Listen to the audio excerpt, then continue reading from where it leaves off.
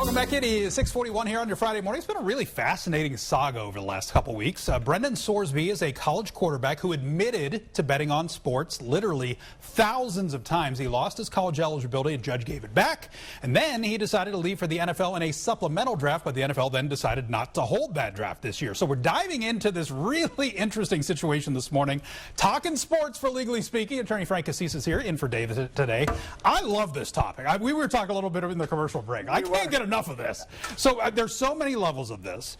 The basic tenet forever has been, if you're an athlete at the pro or college level, you don't bet on sports. Is that still the case, really? Still the case today. Yeah. So it's a very interesting case. So Sorsby was betting on games, a lot of games. Yes. Right? 9,000 times. A lot of games. So from a pure integrity of the game standpoint and the NCAA, they're right on point to do what they did, right?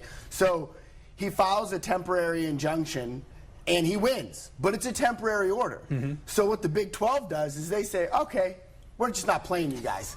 So he pivots with his legal team and his advisors, and he says, all right, I'm just going to declare for the draft, the supplemental draft. Mm-hmm. Well, then the NFL says, well, this year we're not going to have a supplemental draft. Exactly. And now he is really stuck.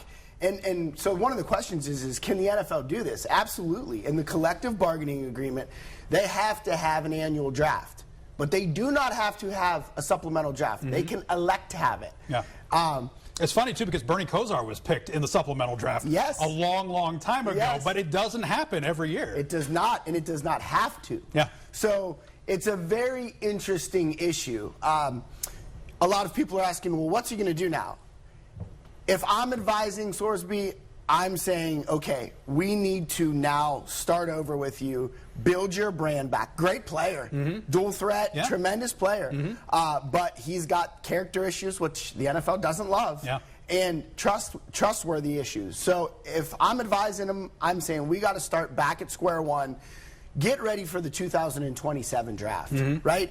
Just call this a wash. I would not file another emergency order and get into another lawsuit because candidly, you're not going to beat the NFL. Yeah. And all you're going to do is make your hill higher to climb when the time comes. Mm-hmm. So that's the way I would go about it. So he almost needs to treat this like an unofficial suspension then, right? Absolutely. Absolutely. And you've got to, when they say you need to work on yourself, I think he needs to work on himself a little bit. Well, okay. So then even with this this time period, let's say he doesn't play football for a full year. Yeah. If he comes back, and the NFL has suspended people for a full season for gambling, could he potentially face some time, even though he did it at the college level, some time suspended in the NFL when he does get there? Yes, the NFL has every right to look at past conduct. So they can absolutely do that with this case, and they likely will, just because this was a very egregious form of it. Now, I will say he has done things to help himself.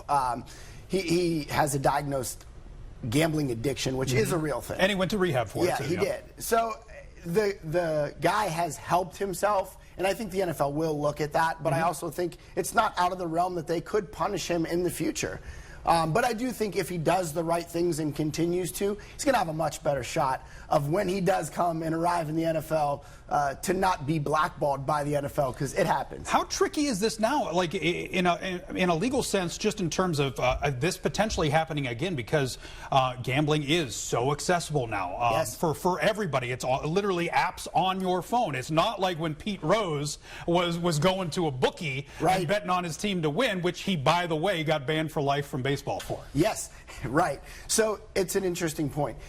It's all at your fingertips now, right?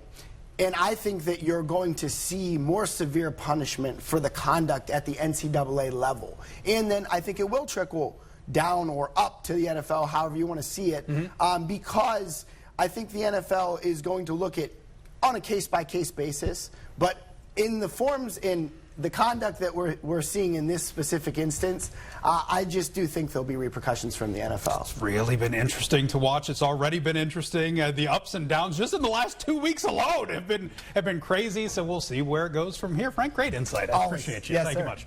Oh, by the way, he brought the supplies, so Dave will be. Don't worry, Dave's not going to be texting him afterwards. Yeah. Very patriotic setup this morning. All right, coming up.